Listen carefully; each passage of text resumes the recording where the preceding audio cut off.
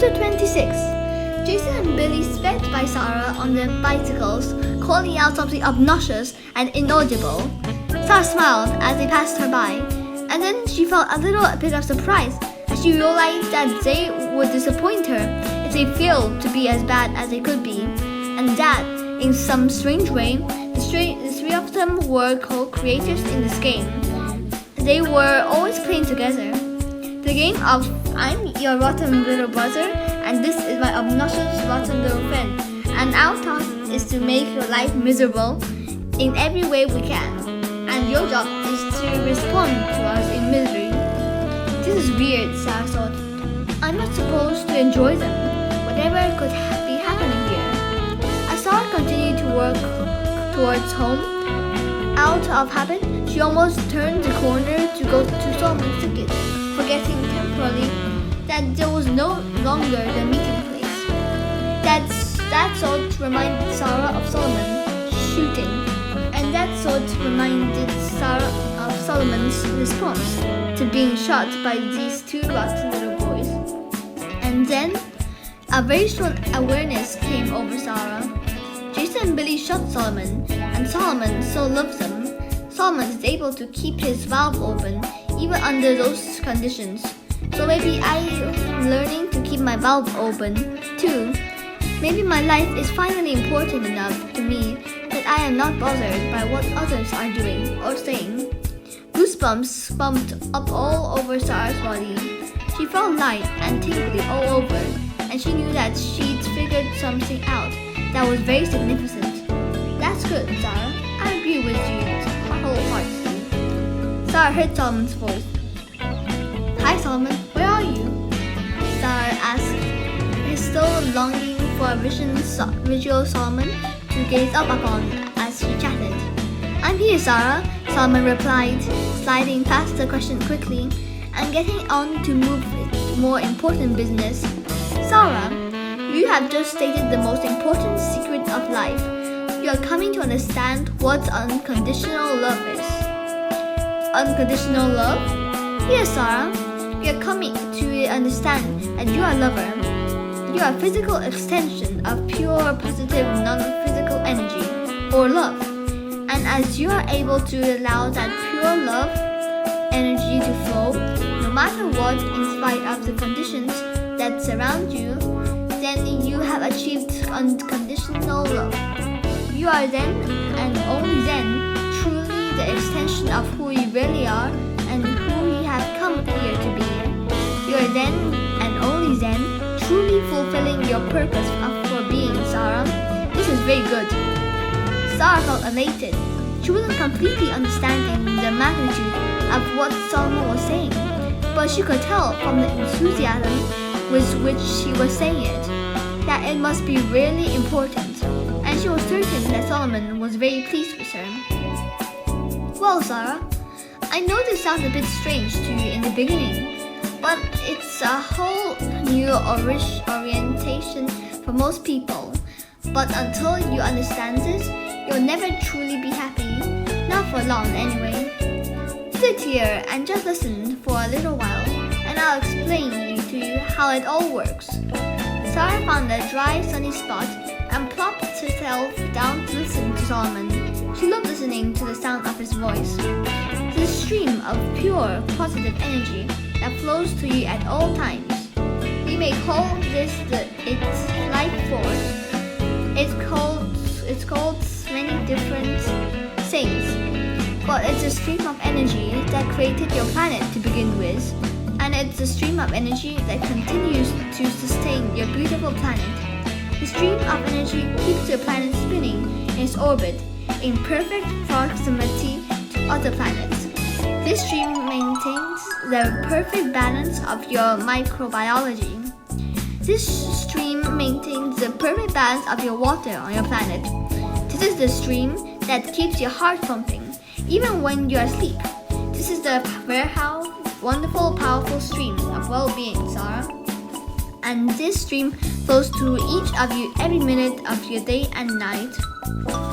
Wow, Sara sighed as she tried to understand this wonderful, powerful stream. As a person living on your planet, Sara, allow to resist this wonderful stream. You can let it flow to you and through you, or you can disallow the stream. Oh, but anyone would not want this stream. Oh, everyone would want it, Sara, if they understood it, and no one ever resists on its pure purpose. They just have habits, and that they have learned from each other that causes resistance to this stream of well-being. Like what, Solomon?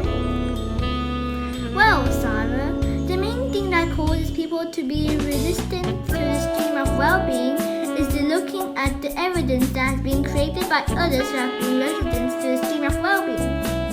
Sara looked puzzled. She wasn't really getting this yet. You see, Sara, whenever you give attention to anything, just by observing it, you begin to vibrate as it is, while you're observing it. So if you're looking at sickness, for example, for the time you're looking at or talking about or thinking about sickness, you're not allowing the stream of well-being. You have to look at well-being to allow well-being. Sara began to brighten. This is like birds of a feather stuff. We talked about it before, isn't it? That's right, Sara. It's about the law of attraction. If you want to attract wellness, you must vibrate with wellness. But if you give your attention to someone's sickness, you cannot allow wellness at the same time. Sara began to pucker as she thought about what Solomon was saying. But Solomon, I thought I was supposed to help people who are sick. And how can I help them if I don't look at them? It's okay to look at them, Sara, but don't see them as sick. See them as getting better. Better yet, see them as well, or remember them when they were well. This way you don't use them as your reason to stop the stream from flowing to you. It's not easy for people to hear this, Sara, but because you're so conditioned to be observing everything around them. If they only knew when they look at things that make them feel negative emotions, that feeling in the signal that they have disallowed the stream of well-being. I do not think so many people will be so willing to look at so many things that make them feel bad. Sara, look for a moment here. Don't try to understand what most others are doing. Just listen to this. This is our constant, steady stream of well-being, and it's flowing to you at all sometimes. When you feel good, you're all allowing the stream, and when you feel bad, you're not allowing the stream. Now, when you understand that, what is that you want most to do? Well, I want to feel good as much as I can. Good. Now, let's say you're watching television and you see something that makes you feel bad. Yeah, like when someone gets shot or killed or hurt in an accident. Yes, like that. When you see that, Sara, and you feel bad, do you understand what is happening? Sara smiled brightly. Yes, Solomon, I am resisting this dream. You've got it, Sara. Whenever you're feeling bad, you're resisting the stream. Whenever you're saying no, you're pushing against and therefore resisting the stream. Sara, when someone says no to cancer, they are actually disallowing the stream of well-being. When someone says no to murderers, they are actually disallowing the stream of well-being. When someone says no to poverty, they are actually resisting the stream of well-being. Because when you're giving your attention to what you don't want, you're vibrating with it, which means you're resistant to what you do want. So the key is to identify what you don't want, briefly, but then to turn to what you do want and say yes. That's it? That's all you have to do? Just say yes instead of no? Sara couldn't believe how simple this all sounded. She felt elated. Solomon, that is so easy. I can do that. I think everybody could do that. Sara enjoyed Sara's enthusiasm about this new knowledge. Yes, Sara, you can do that. And that is what you have come forth to teach to others. Practice it for a few days.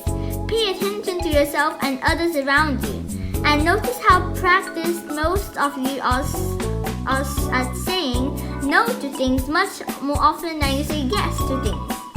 As you observe for a while, you will come to understand the thought of things that people do to resist their well-being that is natural. Have fun with it, Sara.